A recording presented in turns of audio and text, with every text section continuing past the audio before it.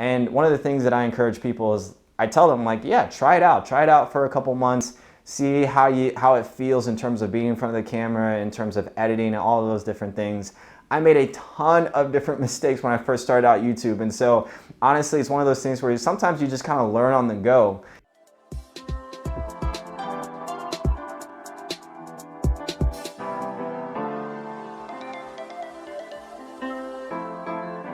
What's up, fam? Welcome back to the channel. My name is Phil Sarpon. This is Phil's Guide to PsyD. This channel is dedicated to all things clinical psychology. If you care about psychology, if you care about wellness, or if you want a little bit of a sneak preview into what grad school might look like for you, then this is the channel for you. So today we're going to be talking about a special topic. It's a question that I've been getting from a lot of you lately in terms of YouTube, and should you start a YouTube channel in grad school? 3 things that you should think about if you're gonna start a YouTube channel. Number 1 is time.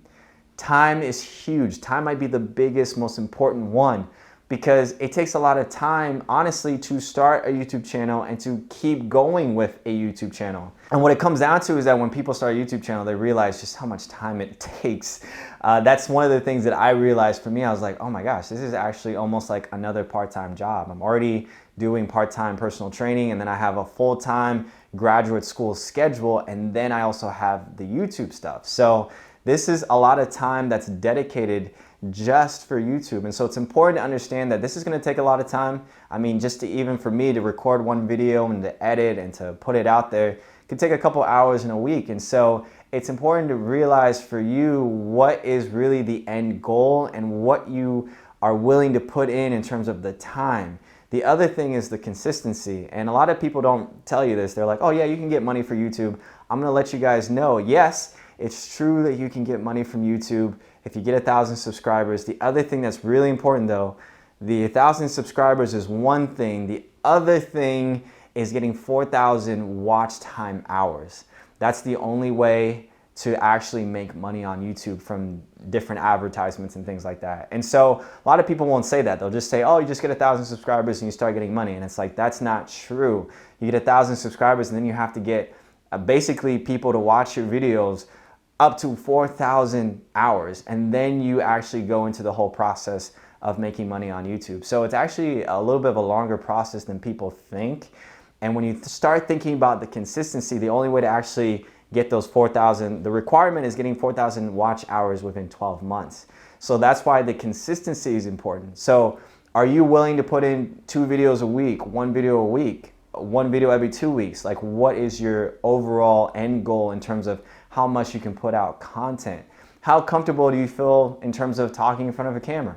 How comfortable do you feel in terms of editing the videos and all of those different things? So I say all of this not to scare people off, but I do think that it's important to really understand the time, understand the consistency that you're gonna have to put in, and understand that it's just going to be one of those things where it's gonna basically be a part-time job that you don't get paid for a very long time.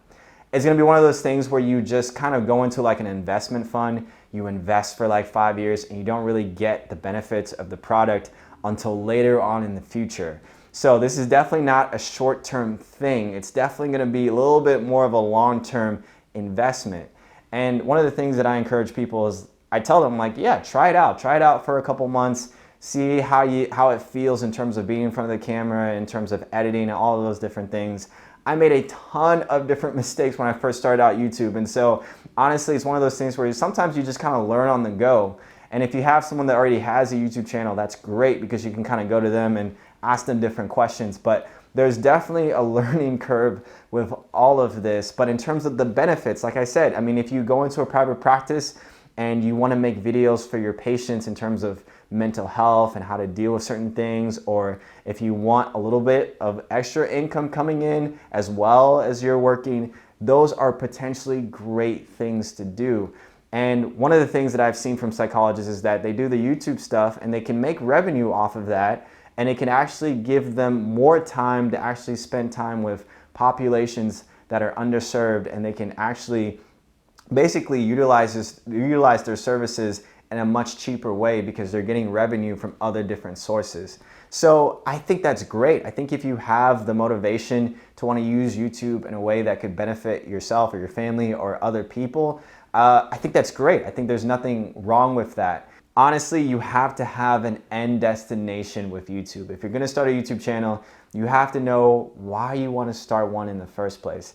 And especially why you want to start one in grad school of all times.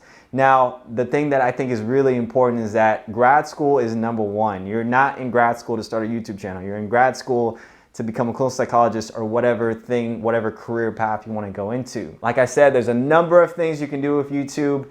But if you can think about those three things, I think those three things will kind of help you determine if YouTube is going to be right for you. But also, again, try it out, see if you like it. If you don't, there's other ways that you can get additional sources of income, part-time job, whatever it is. Like there's other things you can do to have additional sources of income while you're in grad school, right? So YouTube is not the only thing, but it is an option.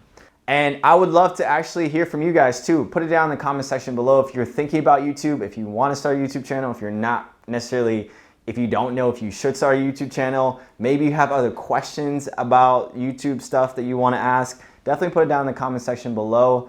And with that, I will see you guys in the next video.